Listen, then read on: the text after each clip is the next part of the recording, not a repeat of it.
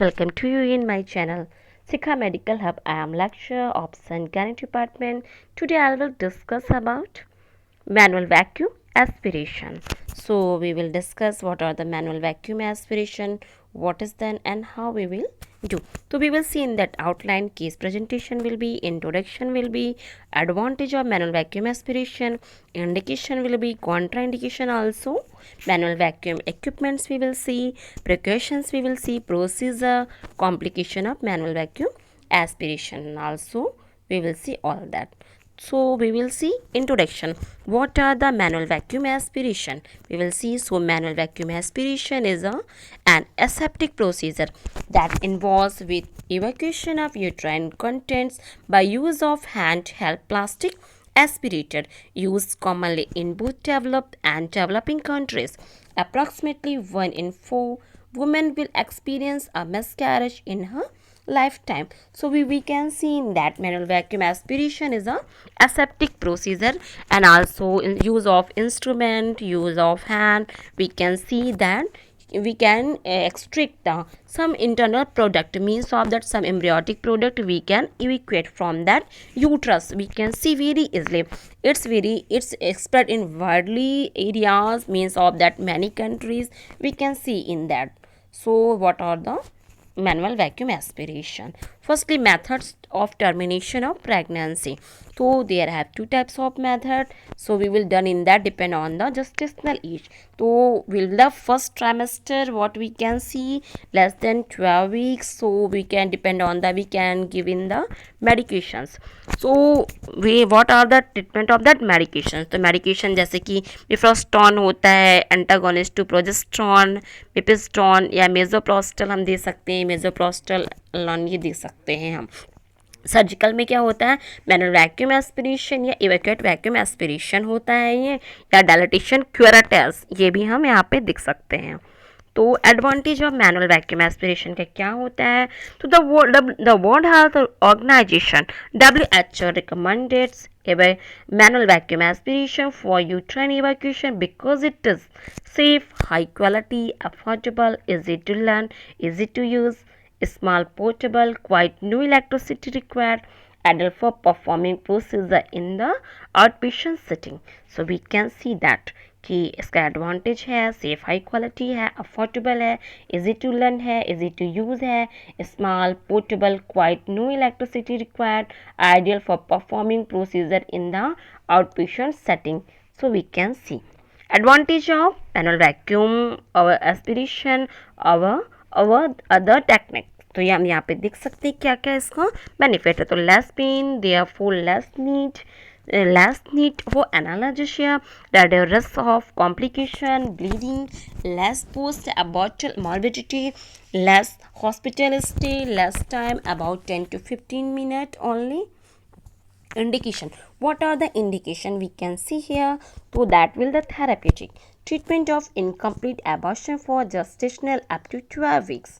So we can see the gestational age, अगर incomplete abortion हुआ है तो हमें देना है. First week trimester abortion, menstrual regulation when indicated तो आप दे सकते हैं यहाँ पे. तो और दूसरा क्या दे सकते हैं, मिस अबॉर्शन हुआ है तो आप दे सकते हैं जेस्टेशनल ट्रोफोप्लास्टिक डिजीज़ या मोलर प्रेगनेंसी, एक्टोपिक प्रेगनेंसी, ऐसा कोई प्रॉब्लम है तो आप यहाँ दे सकते हैं. दूसरा क्या है, सेप्टिक अबॉर्शन है तो आप दे सकते हैं यहाँ पे. इन्वेटिबल अबॉर्शन है तो आपको देना है, या ब्लाइटेड ओवम या एम्ब्रियोटिक जेस्टेशनल है तो भी आपको यहाँ पे कर सकते हैं.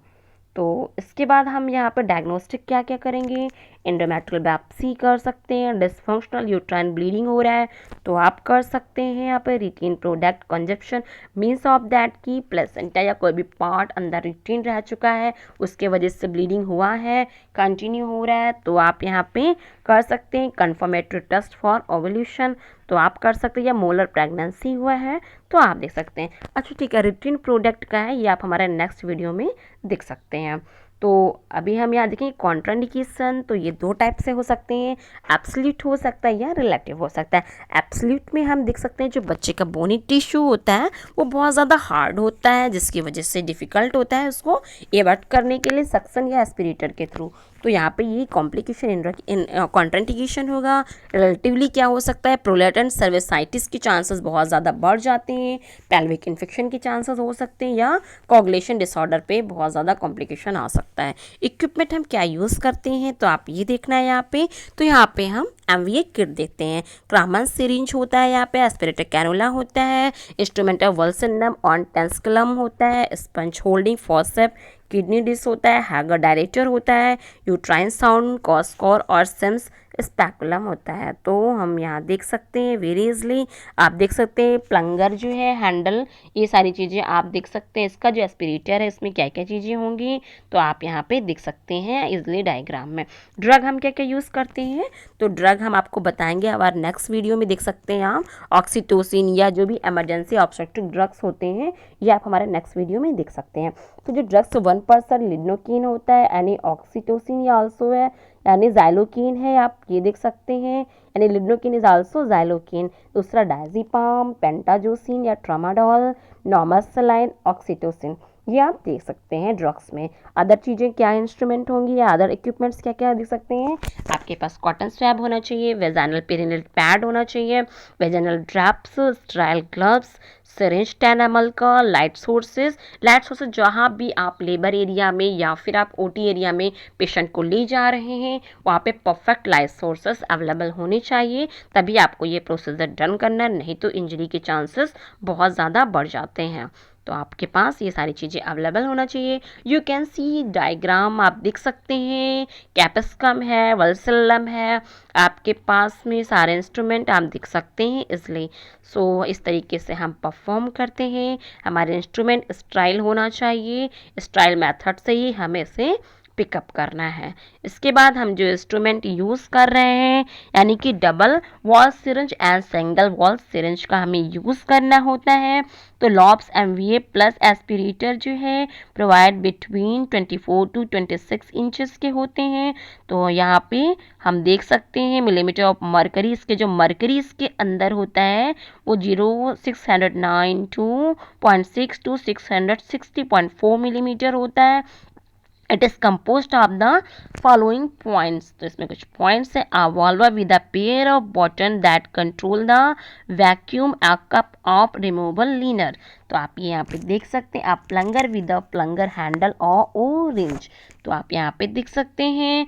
And 60cc cylinder for the holding evacuated uterine content with a retaining clip for the collar stop, a collar stop भी यहाँ होता है, आप देख सकते हैं। ट्रेडिशनल वर्सेस एस्पिरेटर आप यहाँ पे है, you can see in that also diagram. तो the instrument single valve aspirator product आप ये देख सकते हैं। तो यहाँ पे for uterine evacuation and endometrial biopsy के लिए भी यूज करते हैं। Individual wrapped and disposal, ready to use sterilely packed except 3 to 4, 5 and 6 mm diameter cannula होता है, आप देख सकते हैं। The instrument apps instrument cannula are available in the size 4, 5, 6, 7, 8, 9 and 10 and 12 mm. The large cannula 9, 10 and 12 mm have a large single scope operator होता है। तो ये आप यहाँ पे देख सकते हैं। Dots important on one each cannula indicate the location of the main operator. The first dots is 6 cm from the cannula tip and dots यहाँ पे thereafter are spaced or the 1 cm intervals. You can see cannula are semi-rest and have permanently attached collar coat poses. तो आप यहाँ पे देख सकते हैं। तो द इंस्ट्रूमेंट कैनुला, आप कैनुला देखना है कितने टाइप का आप एस्पिरेटर के लिए कैनुला यूज कर रहे हैं, तो you can see in that also diagram there have 5 types के होते हैं। Firstly yellow 4 centimetre, light green 5 centimetre, blue 6 centimetre, brown 7 centimetre, white 8 centimetre, tan 9 mm and dark green 10 mm and you can see like that, आप देख सकते हैं। तो precautions क्या क्या होना चाहिए फॉर दैट, तो हम यहाँ पे क्या क्या प्रिकॉशंस लेते हैं इस प्रोसीजर के लिए। तो any serious medical condition such as shock, haemorrhage, cervical और pelvis infection, sepsis as may occur with incomplete miscarriage be addressed immediately, urgent PCV या BDCM। तो आपको क्या करना, अगर इस तरह का कोई भी आपको प्रॉब्लम हो रहा है पेशेंट को, तो तुरंत आप अपने फिजिशियन जो भी वहाँ पे हैं उनको तुरंत आपको बताना है और क्रिटिकल में ऑब्जर्वेशन में रखना है पेशेंट को। सेकंड क्या है, uterine aspiration, uterine evacuation is often is an important component. So is an important component, you can see in that your diagram. So often definitive management is less than case of once, you can see case of once। So हमने देखा है यहाँ पे uterine aspirator, uterine evacuation is often an important component of definitely that will see कि हम यहाँ पे क्या करेंगे, management in this cases is and once the patient is stabilise the process should not be delayed. अगर patient stabilise है तब हम करेंगे, अगर पेशेंट को इस तरह की कोई भी कॉम्प्लिकेशंस हो रहा है उस टाइम पे बिल्कुल भी हम ये प्रोसीजर नहीं करेंगे यहाँ पे। फिर हम क्या देखते हैं यहाँ पे, in case where the women has history of blood clotting, अगर किसी भी केस में वुमेन को इस तरह की ब्लड क्लॉटिंग की हिस्ट्री है या कुछ ऐसा है तो वहाँ पे हम क्या करते हैं, इस प्रोसीजर को नहीं करते हैं। And the aspirated and cannula should be used only with extreme caution, only facilitate where full emergency backup care आपके पास अवेलेबल होना चाहिए। The procedure may be done with local anaesthesia under the analgesia is sedation, आपके पास general anaesthesia है, sedation है, ये सारी चीज़ें तभी आपको ये प्रोसीजर करना है। तो हमने ये तो चीज़ें देख ली, अब हम देखेंगे प्रिपरेशन ऑफ क्लाइंट, यानी कि हम वहाँ पे क्या प्रिपरेशन करते हैं फॉर दिस प्रोसीजर। तो हम यहाँ पे ये देखेंगे कि इसके लिए हमें क्या प्रिपरेशन करना होता है। तो firstly explain procedure to patient and obtain a written और वर्बल कंसेंट। तो we should take from the patient की एक हमें वर्बली पहले से बताना है, या तो पेशेंट से क्या करना है आपको वर्बल या रिटन कंसेंट लेना है। Priming the cervix with agent such as prostaglandin inserted into the vagina और taken sublingually around 3 hours prior to the procedure reduce the risk of cervical trauma and hemorrhage। Means of that patient को पहले से ही या तो आपको क्या करना है 3 hours बिफोर ही आपको प्रोस्टाग्लैंडिन देना है, जिससे कि सर्विक्स अच्छे से डायलेट हो जाए और ट्रामा और हैमरेज से आपको पेशेंट को बचाना है। अब आपको क्या करना है, वहाँ पे पेशेंट को आपको क्या करना है, preparation of the environment and self protection रखना है। आपको universal precaution because of that कि अगर किसी भी तरीके का कम्युनिकेबल डिजीज़ है पेशेंट को तो आपको उससे बचाया जा सके, तो इसलिए आपको उसको भी प्रोटेक्ट करके रखना है। तो इन सब चीज़ों का आपको ध्यान देना होगा। तो firstly privacy should be maintain screen और क्लोज रूम, वहाँ पे जो प्राइवेसी है वो मेंटेन करके रखना, आपको स्क्रीन लगाना है या फिर रूम जो है वो क्लोज होना चाहिए। आर्टिकल्स को प्रॉपरली आपको अरेंज करना है, जितने भी आर्टिकल्स है वो आपके नियर होने चाहिए, और पेशेंट्स की जो भी ज्वेलरी है, फिंगर रिंग्स, बैंगल्स है, उन सारी चीज़ों को अच्छे से रिमूव कर देना है, और जितने भी यूरिनल प्रोटेक्टिव आपको अच्छे से लेना है, यानी कि आपको किसी भी तरीके का इन्फेक्शन नहीं होना चाहिए, लाइक दैट एप्रन, बूट्स, ये सारी चीज़ें। एंड इसके बाद आपको क्या करना है, वियर स्टाइल ग्लव्स आपको अच्छे से वियर करना है। असेंबल द एस्पिरेटर, अब आपको क्या करना है, आपके एस्पिरेटर आपको इक्विपमेंट्स को भी असेंबल करना है फॉर दैट प्रोसीजर। अब पेशेंट को सीवियर पेन हो सकता है, इसलिए ड्यूरिंग प्रोसीजर आपको क्या करना है, पेन को मैनेजमेंट करना है। तो आपका गोल क्या होना चाहिए, reduce pain and anxiety patient का। चॉइस में be based on women individual need and presentation, यानी कि आप पेशेंट की इंडिविजुअल के नीड पर भी आप वहाँ पे कर सकते हैं। तो आपको इन सब चीज़ों का ध्यान देना चाहिए, ठीक है। तो आप इस तरीके से, एंड पेशेंट को साइकोलॉजिकल पेन के लिए आपको एंग्जाइटी, फियर या प्रेजेंट, इन सब चीज़ों का आपको सपोर्ट देना है। तो इन सब चीज़ों का आप ध्यान रखेंगे। सर्वाइकल पेन है ड्यू टू डायलिटेशन, तो उसका भी आपको मैनेजमेंट करना है। Uterine cramping due to manipulation, आपने देख लिया कि सर्वाइकल पेन है, क्रैम्पिंग है, तो इन सब चीज़ों को आपको देखना है।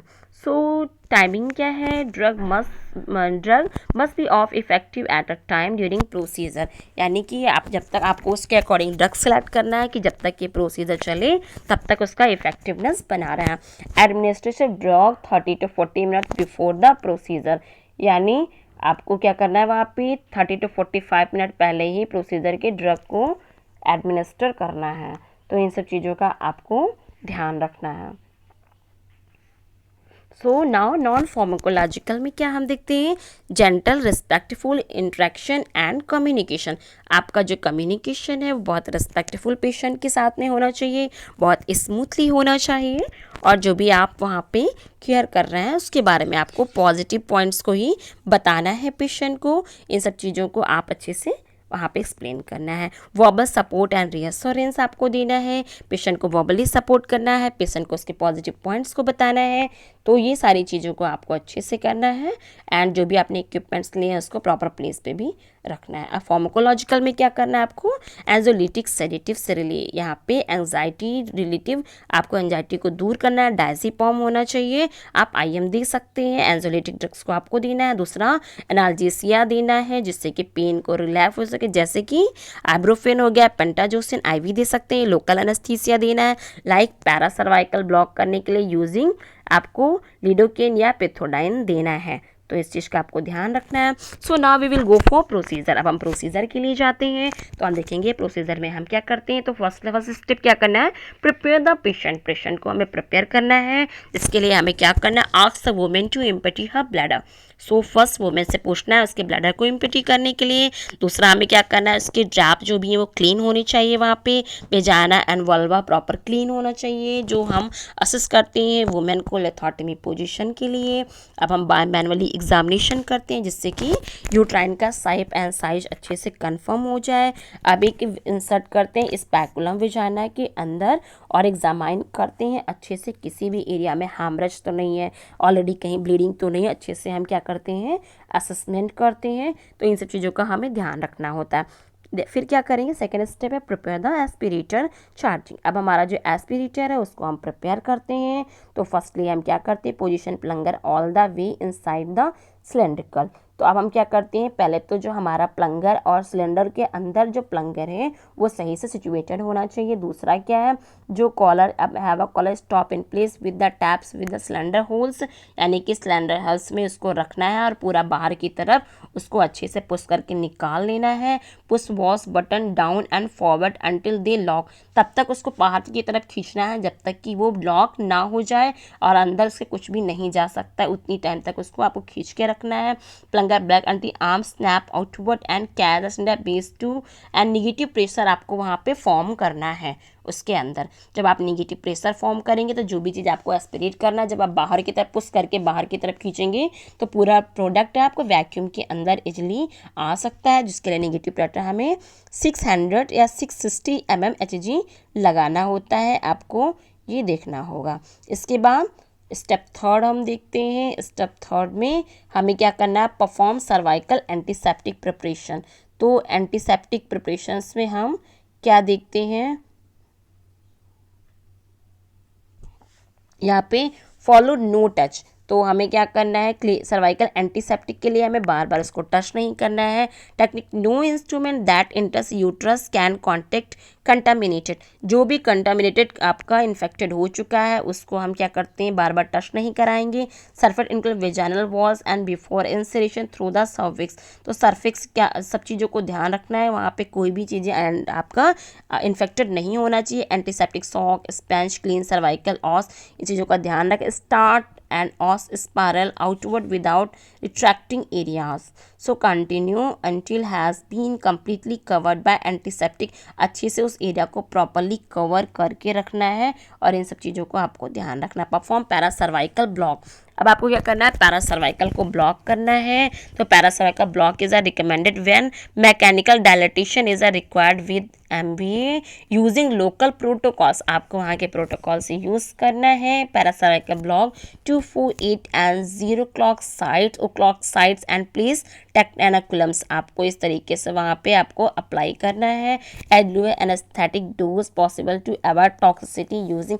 आपको अननेसेसरी ज़्यादा नहीं देना है वहाँ पे, कोई भी एनेस्थीसिया जितना रिक्वायर है, बहुत लो डोज का एनेस्थीसिया ही प्रोवाइड करना। लाइक 200 mg का आपको आप लिडोकेन दे सकते हैं। इसके बाद डायलेट सर्विक्स को डायलेट करना है। Dilate of the cervix is required to allow a cannula to pass into the uterine cavity. आपको क्या करना है, सर्विक्स को डायलेट, आप डायलेट देखने के लिए एक आपको कैनुला को यूट्राइन कैविटी में इंसर्ट करना है। And greater the gestation of the pregnancy, depend on the pregnancy gestation के अकॉर्डिंग ही आपको चीज़ों को फॉलो करना है। The greater amount of dilatation is required, तो डायलेटेशन अगर प्रेगनेंसी का स्टेशन कम है वहाँ पे तो क्या होगा, प्रॉपरली बेबी आपको नहीं निकाल सकते, इसलिए वहाँ पे क्या है, जो भी आपका डायलेटेशन है वो प्रॉपर अमाउंट में होना चाहिए।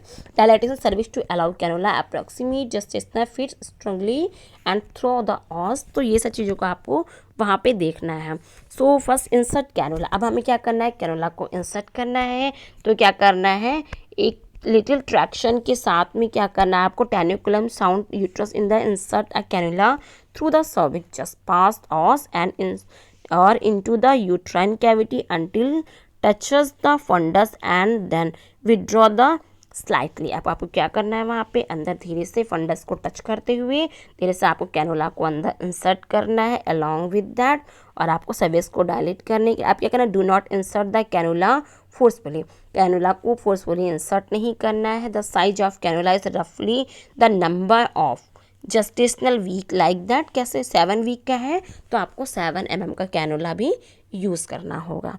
अब सक्शन यूट्राइन कंटेंट, आपको क्या करना है, यहाँ पे यूट्राइन कंटेंट को आपको पहले तो आपने डायलेट किया सर्विक्स को, आपने देखा अच्छे से, सर्विक्स को डायलेट करते हुए उन सारी चीज़ों को कट करना है, कट करके आपको वहीं प्रोडक्ट को लीव करना है। अब क्या करना है, आपको इसको सर्विक्स को अब होल्ड करना है, और होल्ड करने के बाद जो भी प्रोडक्ट है उसको सक्शन करना है, बाहर निकालना है। तो अटैच द प्रिपेयर्ड, यहाँ पे सक्शन यूट्राइन कंटेंट, अब आपको क्या करना है, attach the prepared aspirated to the cannula if the cannula and aspirator were not previously attach, release the vacuum by pressing the button. अब आपको क्या करना है, प्रेसिंग बटन से रिलीज करना है उसको, and evacuate the content of the uterus by gently and slowly rotating the cannula 180 degree in the each direction using an on motion. आप कैनुला को अच्छे से चारों तरफ रोटेट करना है, यानी जितने भी प्रोडक्ट हैं अंदर वो इजली बाहर आ सकें। तो इस तरीके से आपको बाहर निकालना है। And charge aspirator if the necessary, अगर रिक्वायर है तो एस्पिरेटर को चार्ज करना है। When the procedure is finish, depress, क्या करना है, depress the button and withdraw the instrument. तो आपको ये कर लेना है। Sign the indicate the uterus is empty, अब आपको देखना है क्या क्या साइन मिल जाएगा जिससे आपको पता चल सके कि यूट्रस एम्प्टी है कि नहीं है। तो आप देख सकते हैं रेड और pink form without tissue is seen passing through the cannula. जब भी आप कैनुला को अंदर इंसर्ट करेंगे तो अंदर का जो टिश्यू है आपको दिख सकता है, ना तो वहाँ पर रेड एंड पिंकिश फॉर्म को दिखेगा, अंदर कोई भी टिश्यू आपको बाहर नहीं आता मिलेगा। And gritty sensation is felt, cannula pass over the surface is evacuate uterus, the uterus contract around the grip the cannula. The patient complain the cramping or pain inducting the uterus is contracting. तो आपको patient को feel होगा वहाँ पे pen, जब भी आप ही डालोगे तो आपको पता चल सकता है। इंस्पेक्ट टिश्यू, अब आपको क्या करना है, जो भी टिश्यूज़ है उसको आपको इंस्पेक्ट करना है, क्या पूरा अमाउंट बाहर निकला है, ऐसा तो नहीं कुछ अमाउंट अंदर रह गया हो, इसलिए आपको अच्छे से इंस्पेक्ट कर लेना है। तो empty the content of the aspirator into a container, इसको अच्छे से कंटेनर में रखना है।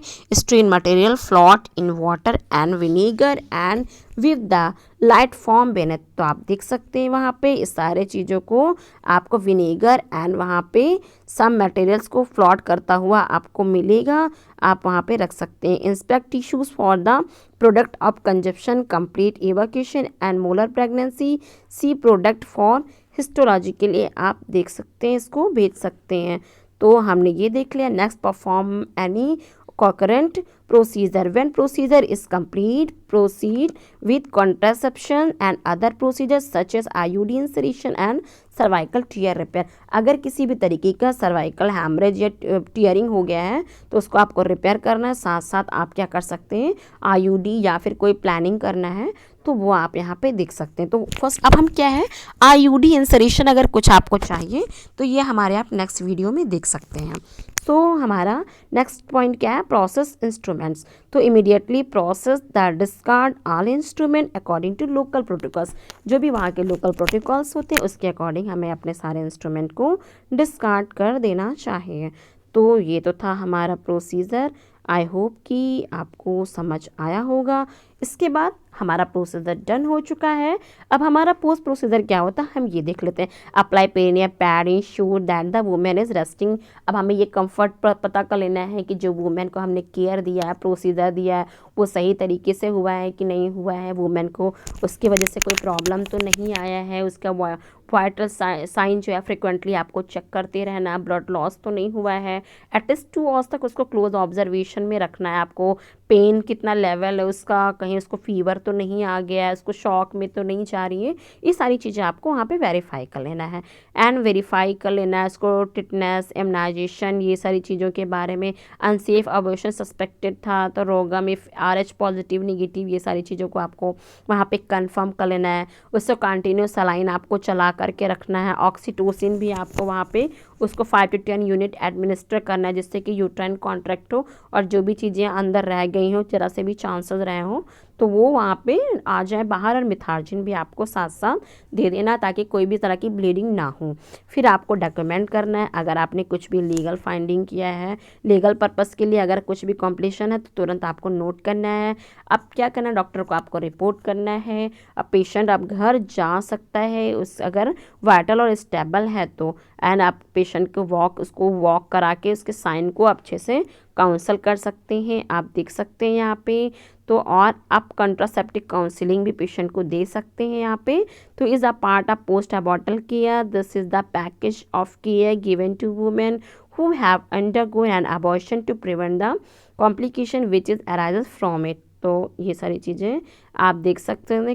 तो हमारा अच्छा, तो हमारा काउंसलिंग के कंपोनेंट्स क्या क्या होते हैं हम ये भी देख लेंगे। तो ट्रीटमेंट ऑफ एनी कॉम्प्लिकेशंस है तो हम ये बता सकते हैं उनको। Counselling to identify the response women emotional and physical health needs है तो वो भी आपको करना है। Contraceptive for family planning service है तो ये भी आपको वहाँ पे देना है। रिप्रोडक्टिव अदर हेल्थ सर्विसेज हैं तो वो भी आपको प्रोवाइड करना है। कम्युनिटी सर्विसेज है तो वो आपको वहाँ पे पार्टनरशिप आपको देखना है वहाँ पे। सो नॉर्मल रिकवरी तो वार्म बाथ पेशेंट को बताना है। क्रैम्पिंग एंड इस तरह कुछ हो रहा है तो लाइट मेंस्ट्रुअल लाइक ब्लीडिंग और स्पॉटिंग फ्यू डेज होगा वो आपको बताना है उसको। नेक्स्ट मेंस 4 to 8 वीक में स्टार्ट हो जाएंगी। Pregnancy advice after 2 to 3 consecutive normal menstrual cycle में होगा। आपको एंटीबायोटिक्स देना है, हेमेटोनिक्स देना है, analgesic before discharge home and advice on hygiene no vaginal douches के लिए आपको बताना। अलार्मिंग साइन क्या क्या कॉम्प्लिकेशन अराइजेज हो सकते हैं जब भी पेशेंट घर वापस जाता है तो इसके साथ साथ आपको वो भी इसे पेशेंट को अच्छे से बता देना है। तो अलार्मिंग साइन में क्या आ जाएगा, फीवर आ सकता है, चिल्स आ सकता है, फैंटिंग हो सकता है, वॉमिटिंग हो जाएगा, swollen tender abdomen, foul discharge will be chance to come out, bleeding more than normal menses और more than 2 weeks, delay in resumption हो सकता है यहाँ पे, and menstruation more than 8 to 10 weeks ये आप हो सकता है वहाँ पे।